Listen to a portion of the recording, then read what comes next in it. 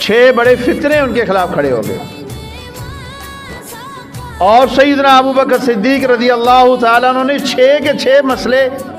ان 2.5 سال کی حکومت کے اندر، دور کے اندر 2.5 سال کا جو دور حکومت ہے اس میں 6 کے 6 مسئلے ختم کیے، اور اس میں ایسی کامیابی حاصل کی کہ اس سے مزید ریاست مدینہ مضبوط ہوئی،